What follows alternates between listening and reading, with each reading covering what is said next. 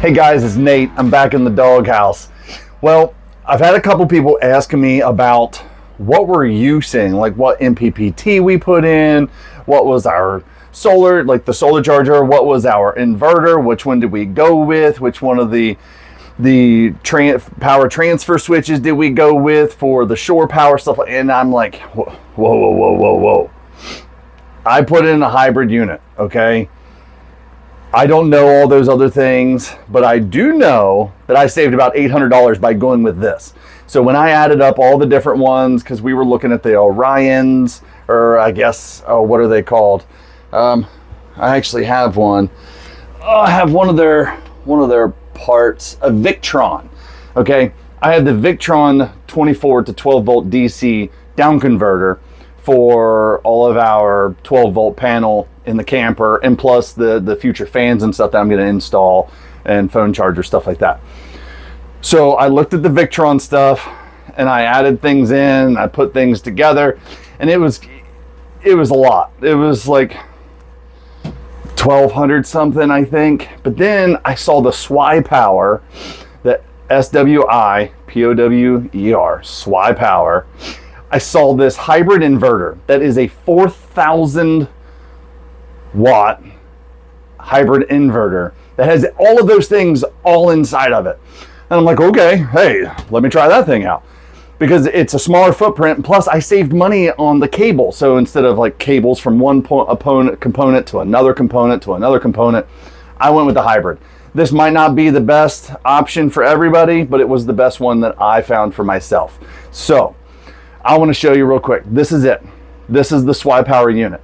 Let me go ahead. I'm going to reverse the camera so that you guys can see this a little bit clearer as I show you some of this stuff. So here's the unit.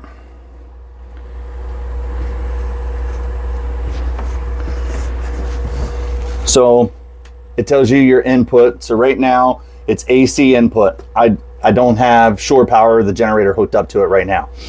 So there's nothing coming in. It is not charging. This is the charging. So if we have good sun and the solar panels are working, if I flip them on, we're having a cloudy day, plus we have some tree coverage. So it's probably not gonna show right now.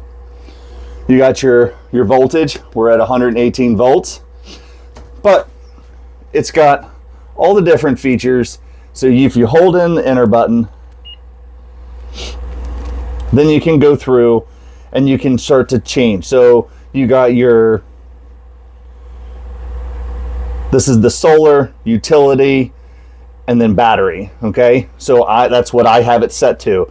I wanted it to run solar first. That's the primary source of power, and then utility is the second. So that's gonna be the shore power. Let me go back.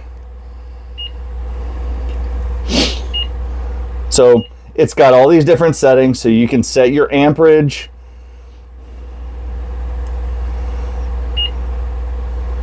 Now, and I'll be honest, I don't know what a lot of these are, but I did use for that one because that's user specific. So I changed it to the Life PO4E battery, because you can set it to AGM batteries. You can set it to multiple different batteries. I wanted the lithium, and it's the Life PO4 lithium, not the original lithium. So you got all these different settings. You can change your outputs.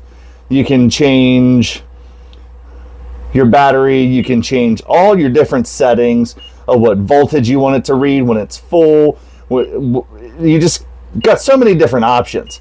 Now, I went through and I used AI. I put in all the information for my system, and I asked it, what is the best setting for this system? Let me pull this back a little bit.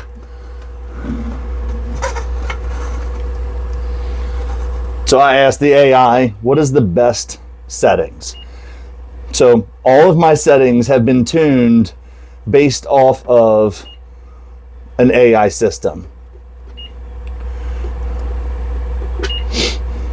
So, but the best thing about this unit is that you're not going to be able to overflow everything. There's the escape button.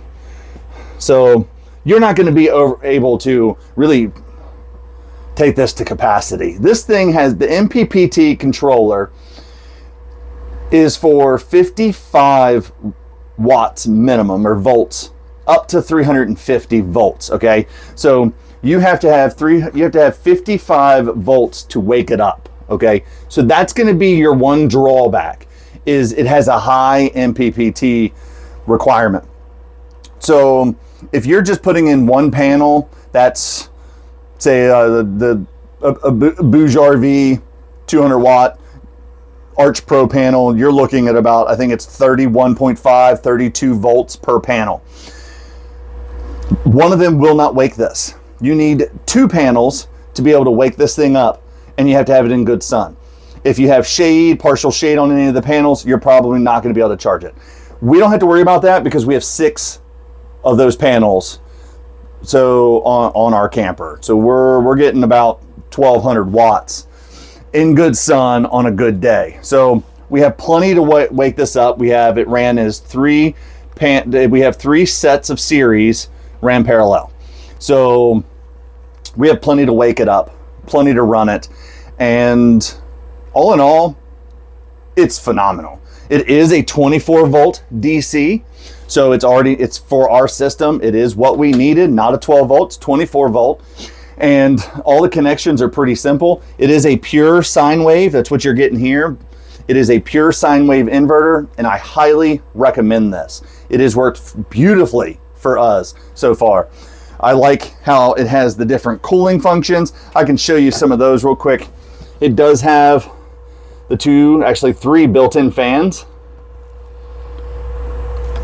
It's got ventilation on the sides with an on and off switch. I'll come down here. It's got ventilation down here as well. So it's very well ventilated. And then you got your inputs.